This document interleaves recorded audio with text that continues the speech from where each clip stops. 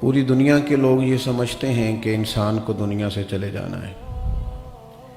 معاذ اللہ ثم معاذ اللہ، جو اللہ تعالیٰ کو نہیں مانتے وہ بھی موت کو مانتے ہیں، لیکن کافر اور مسلمان کے ماننے میں فرق ہے۔ کافر یہ کہتا ہے کہ بس مر گئے تو بات ختم ہو گئی، وہ سمجھتا ہے کہ یہی اس کے پاس زندگی کے دن ہیں، کھائے پیے سیر کرے، اپنی مرضی سے سوئے مرضی سے جاگے، جو من میں آئے وہ کرے، اس لیے کہ یہی سارا کچھ ہے۔ اسلام یہ کہتا ہے کہ یہ جو تمہاری آخرت ہے، اس کے بارے میں تم اپنے تصور کو مضبوط کرو۔ دنیا میں تم تھوڑے وقت کے لیے آئے ہو، تمہاری جو من چاہی زندگی ہے اور تمہاری جو اپنی مرضی کی خواہشات ہیں وہ ساری اللہ جنت میں تمہاری پوری فرمائے گا۔ اسلام اس نظریے کا قائل نہیں ہے کہ مر جائیں گے بات ختم ہو جائے گی، بس یہی چند روزہ زندگی ہے۔ اسلام اس کا قائل نہیں ہے۔ عقیدہ آخرت اگر انسانی زندگی سے نکال دیا جائے، عقیدہ آخرت کہ اللہ کے سامنے کھڑے ہونا ہے، اٹھنا ہے، اس کی بارگاہ میں حاضر ہونا ہے، اگر یہ تصور انسانی زندگی سے نکل جائے تو یہ انسانی زندگی ساری بے معنی ہو جائے، بے مقصد ہو جائے۔ یہ معاشرہ انسانوں کا معاشرہ رہے ہی نہ، لوگ بس جس کی لاٹھی اس کی بھینس ہو جائے۔ مرنے کے بعد دوبارہ اٹھنے کا جو تصور ہے کہ اللہ کی بارگاہ میں کھڑے کیے جائیں گے، وَلِمَنْ خَافَ مَقَامَ رَبِّهِ جَنَّتَانِ، اور جو اس کے سامنے کھڑے ہونے کے لیے ڈرے گا اسے پھر رب 2 جنتیں عطا فرمائے گا۔ یہ جو تصور ہے نا، یہ تصور انسان کی زندگی کو نکھارتا ہے، اس کی زندگی کو تازہ کرتا ہے، اس کے اعمال کو، اخلاق کو، عادات کو، اطوار کو، لب و لہجے کو سنوار دیتا ہے۔ تو انسانی تصورات میں جب عقیدہ آخرت مضبوط ہوتا ہے، اس وقت انسان اپنے آپ کو مضبوط محسوس کرتا ہے۔ آپ دیکھیے نا، نبی پاک صلی اللہ تعالیٰ علیہ وسلم نے جو سوچ ہمیں عطا فرمائی ہے، اس سوچ کو ہمیں سمجھنا چاہیے۔ حضرت عمر رضی اللہ تعالیٰ عنہ ایک مضبوط اعصاب کے آدمی تھے۔ کچھ لوگ اعصابی طور پر زیادہ مضبوط نہیں ہوتے، جلدی متاثر ہو جاتے ہیں، جلدی پریشان ہو جاتے ہیں۔ کچھ لوگ اعصابی طور پر بڑے طاقتور ہوتے ہیں، ان کا ذہن بڑا مضبوط ہوتا ہے، بردبار ہوتے ہیں۔ حضرت فاروق اعظم رضی اللہ تعالیٰ عنہ بڑے بردبار مضبوط اعصاب کے آدمی، اپنے اصولوں پر قائم رہنے والے تھے۔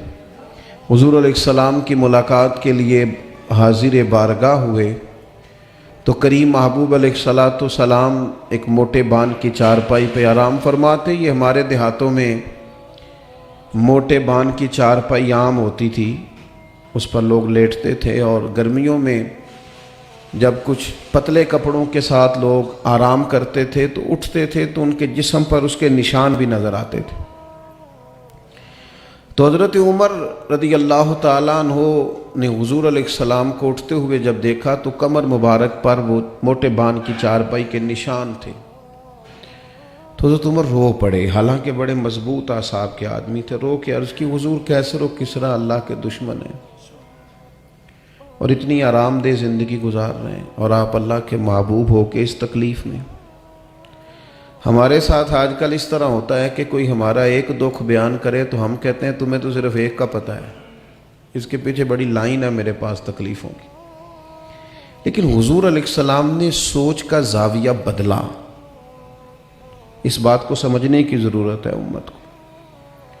حضور نے سوچ کا زاویہ بدلا، فرمایا عمر تم یہ پسند نہیں کرتے کہ وہ دنیا میں تھوڑی سی آسانی حاصل کریں اور آخرت میں رسوا ہو جائیں، اور ہم دنیا میں تھوڑی سی مشقت برداشت کریں اور آخرت کی ساری عزتیں اللہ ہمیں ہی عطا فرمائے۔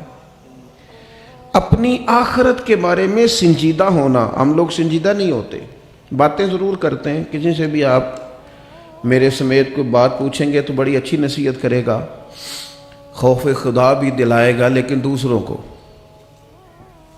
کہیں گے لوگ مر جانا ہے، لیکن ان کا خیال ہوتا ہے شاید صرف دوسروں نے مرنا ہے، جو کہہ رہا ہے اس نے مرنا نہیں ہے۔ اسلام یہ کہتا ہے کہ تم سنجیدہ رہو اپنی آخرت کے بارے میں۔ ہمارا خیال ہوتا ہے، میرا بھی خیال ہے، مجھے بہت سارے لوگ جانتے ہیں، لیکن ہم سے پہلے بھی بڑے لوگ آئے جن کو بڑے ہی لوگ جانتے تھے۔ جو بڑا بہترین سیاسی آدمی ہے نا، زبردست، پاکستان کی سیاست کے سارے ماضی کے مد و جزر سے آگاہ ہے، اسے بھی کہا جائے نا کہ جتنے صدور رہ سکیں سب کے نام یکدم بتاؤ تو نہیں بتا سکتا، تمام وزراء اعظم کے نام اکٹھے ذکر کرو تو نہیں کر سکتا۔ نہیں، اتنا بڑا آدمی جو پاکستان کے سب سے بڑے عہدے پر فائز رہا، ان کے نام تک بھی لوگوں کو یاد نہیں رہتے۔ بہت بڑا درجہ ہے وفاقی وزیر ہونا، کیا نتیجہ نکلتا ہے؟ ختم ہو جاتا ہے معاملہ۔ یاد رکھیں کہ اللہ تعالیٰ نے دنیا میں کوئی کام کرنے بھیجا ہے۔ نوجوان نسل آرام کر رہی ہے اور بعض لوگ صرف تدبیریں کر رہے ہیں۔ عمل کی زندگی سے مسلمان دور ہے۔ وقت بہت ضائع ہوتا ہے ہمارے ہاں، بہت ضائع ہوتا ہے، مفت کی خوش گپیاں، مفت کے تبصرے، نتیجہ کچھ بھی نہیں۔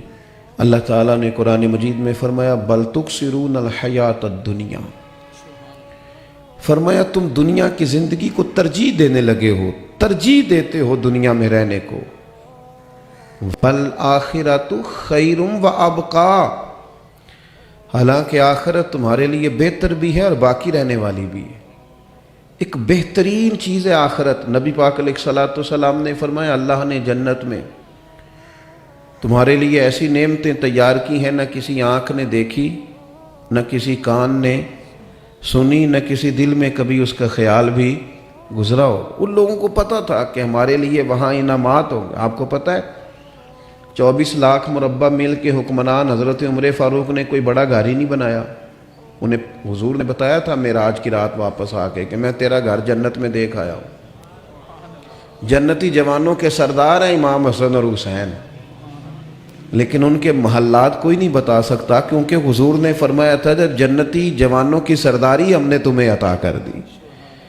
ہمارا یہ مزاج بن گیا ہے کہ سارا کچھ یہ دنیا ہے، ہم نے طے کر لیا ہے۔ اتنی جد و جہد ہے، اتنی لڑائی ہے۔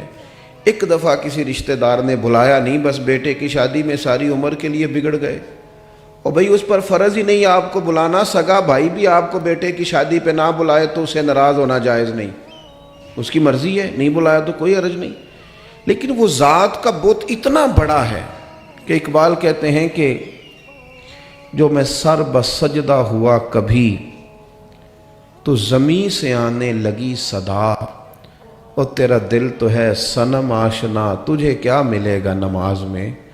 اتنے بت تو نے ذات کے بنا کے اپنے اندر رکھے ہیں۔ چھوٹی چھوٹی سیاست، اس کے لیے اپنوں سے ناراضگی، اپنوں سے رائے کا اختلاف، اپنوں سے عداوتیں، اتنا لمبا نہیں۔ والآخرۃ خیر وابقا۔ اچھا کچھ لوگ یہ بھی سمجھتے ہیں کہ اوہو قبر بڑی اندھیری ہے، بالکل ہے جی، بڑی گھٹن ہے، کوئی شک نہیں، لیکن قبر کی دو حالتیں ہیں نا۔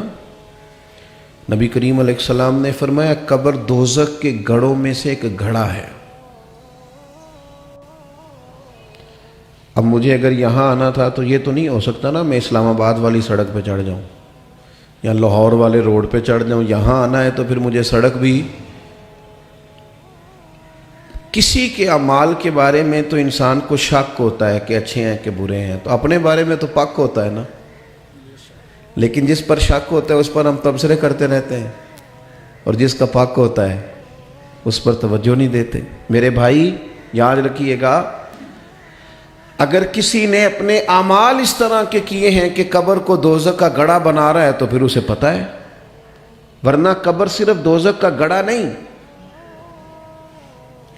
نبی پاک نے مومن کی قبر کا حال بیان کیا ہے، فرمایا یہ جو مومن کی قبر ہوتی ہے نا، یہ گڑھا نہیں، مومن کی قبر باغ ہے۔ ایک منٹ کے لیے صرف، یہ موبائلوں والے دوست بھی ذرا میری طرف دیکھیں، ایک منٹ کے لیے آپ سوچیں کہ مرنے کے بعد کوئی ہمیں باغ میں چھوڑ آئے گا، باغ، اور باغ کون سا؟ کسی مالی کا سجایا ہوا نہیں، روضۃ من ریاض الجنہ، حضور فرماتے ہیں جنت کے باغوں میں سے باغ۔ مومن کی قبر جنت کے باغوں میں سے، یعنی بہت امیر آدمی ہو تو فارم ہاؤس میں گھر بناتا ہے، باغ لگاتا ہے، اور مومن کی قبر باغ وہ بھی جنت کے باغوں میں سے، اور باغ اتنا شان والا جس میں آنکھ کھلتے ہی پہلی زیارت ہی مدینے والے رسول کی نصیب ہوگی صلی اللہ تعالی علیہ وسلم۔ تو وہاں جاتے ہوئے ڈر آتا ہے بندے کو، خوف آتا ہے، پریشان ہوگا وہاں جاتے ہوئے، تو باغ ہے جنت کا، لیکن شرط یہ ہے کہ وہ سڑک اس پہ چڑھا ہو جو جنت کے باغ کی طرف جاتی ہے۔ دنیا بندے کو تھکا دیتی ہے۔ مولا علی شیر خدا رضی اللہ تعالیٰ عنہ فرماتے ہیں کہ دنیا کا حال اس طرح ہے جس طرح کوئی چرواہا بھیڑے نہیں چرا رہا ہوتا۔ یہ دیکھیں علم و حکمت کے بادشاہ کی بات، فرماتے ہیں چرواہا بکریاں اور بھیڑیں چراتا ہے تو ادھر کی بیچارہ ہانک کے لاتا ہے تو ادھر والی ناراض ہو جاتی نکل جاتی، اور ادھر والی کو ٹھیک کرتا ہے تو ادھر والی۔ یہ دنیا کا حال ہے، کچھ لوگوں کو بندہ راضی کرتا ہے تو کچھ بگڑ جاتے ہیں، کچھ معاملات بندہ ٹھیک کرتا ہے تو کچھ معاملات خراب ہو جاتے ہیں۔ تو لوگوں نے حضرت مولا کائنات کی خدمت میں عرض کیا پھر آپ بتائیں کریں کیا؟ تو آپ نے فرمایا ہر وقت لوگوں کو راضی کرنا چھوڑ دے، تو رب کریم کو راضی کر۔ ان الذین آمنوا وعملوا الصالحات سیجعل لهم الرحمن ودا، اگر رب راضی ہو جائے تو وہ لوگوں کے دلوں میں محبت پیدا فرما دیا کرتا ہے۔ تو صبح سے شام تک میں بھی غور کروں، آپ بھی غور کریں کہ آج جو سپہر ہو گئی اور 1.5-2 گھنٹے میں یہ دن ڈھل جائے گا، آج صبح سے شام تک ہم نے بندے راضی کرنے میں کتنی جد و جہد کی اور رب راضی کرنے کے لیے کتنی کوشش کی، اور بندے راضی کرنے کا نتیجہ آپ دیکھ لیں جو کچھ ہے ہمارے سامنے۔ انسانوں کی زندگی مشینوں کی زندگی بن گئی۔ یہاں میں چلا جاتا ہوں اور فلاں کا ولیمہ ہے تو وہ ناراض نہ ہو جائے تو وہاں بیٹے کو بھیجتا ہوں، تو فلاں جگہ آپ دونوں نہیں جا سکتے تو ٹیلی فون کر کے معذرت کرتا ہوں، تو یہ تو ساری دنیا داری ٹھیک کی جا رہی ہے۔ یہ بتائیے اللہ کریم کو راضی کرنے کے لیے اور اپنی آخرت درست کرنے کے لیے سنجیدہ کوشش کیا ہے؟ حضرت عمر بن عبدالعزیز بادشاہ تھے، بات بس ختم کرنے لگا ہوں۔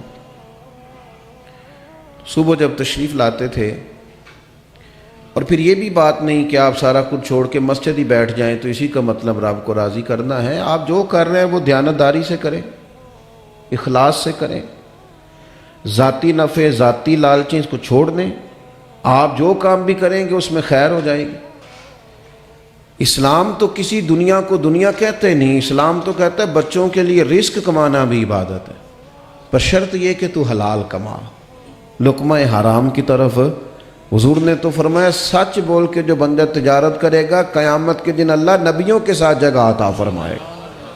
اپنا ہی کام کریں لیکن اس میں یہ صرف ذات کا چکر ہے، اس سے نکل آئیں۔ بڑے بڑے بادشاہ تھے، بادشاہ بھی ہوئے، ولی بھی ہوئے، اولیاء بھی ہوئے۔ حضرت عمر بن عبدالعزیز مجدد ہیں اپنے زمانے، لیکن بادشاہ بھی ہیں۔ 5 سپارے قرآن پاک بھی روز پڑھتے تھے، کئی ہزار مرتبہ درود پاک بھی روز پڑھتے تھے، اور یہ وہ بادشاہ تھے جس گلی سے گزرتے تھے لوگ فوراً ہاتھ اٹھا کے دعا کرتے تھے یا اللہ ہمارے امیر کو لمبی عمر عطا فرمانا۔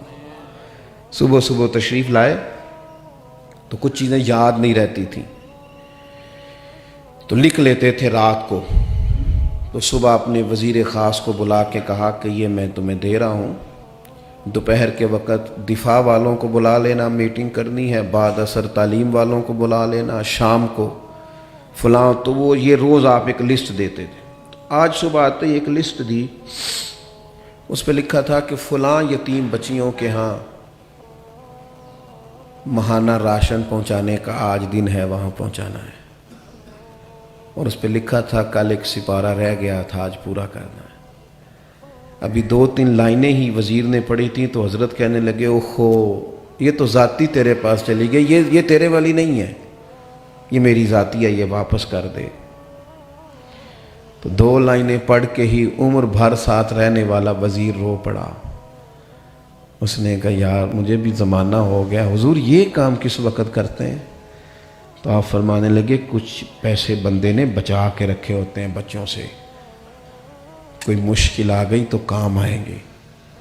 اس طرح کچھ نیکیاں بھی لوگوں کی نظروں سے بچا کے رکھنی چاہیے، قیامت میں کوئی مشکل آ گئی تو کام آ جائیں گے۔ لیکن اب ہم نے کوئی نیکیاں بھی بچا کے ساری فیس بک پہ دے دی، ساری واٹس ایپ پہ چلا دی، سب کی فوٹو بن کے، تو 1 آٹے کا تھیلا اور 25 جگہ پہ فوٹو۔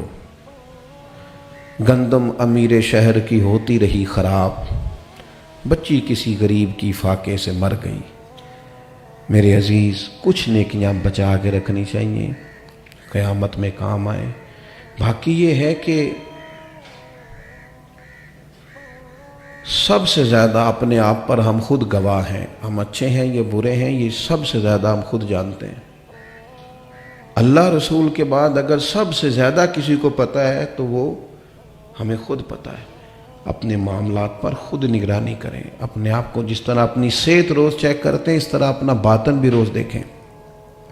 حسد، بغض، عداوت، جھوٹ، بدی، بعض لوگ تو اللہ معاف کرے 4 موبائل چلاتے ہیں بیچارے، پتہ نہیں کسی کو کیا کہہ رہے ہیں، کسی کو کیا کہہ رہے ہیں، کسی کو کیا کہہ رہے ہیں۔ وہ شام کو ایسے محسوس ہوتا ہے جیسے کہ وہ اب نارمل سا آدمی۔ اس طرح نہ زندگی کو الجھائیں، بڑی قیمتی ہیں زندگی کے لمحات۔ خیر کا کام کریں، اچھائی کا کام کریں، اور آخرت کی بہتری کے لیے روز کچھ نہ کچھ ضرور کریں۔ دعا کرتا ہوں اللہ تبارک و تعالی ہماری حاضری کو قبولیت کا درجہ عطا کرے۔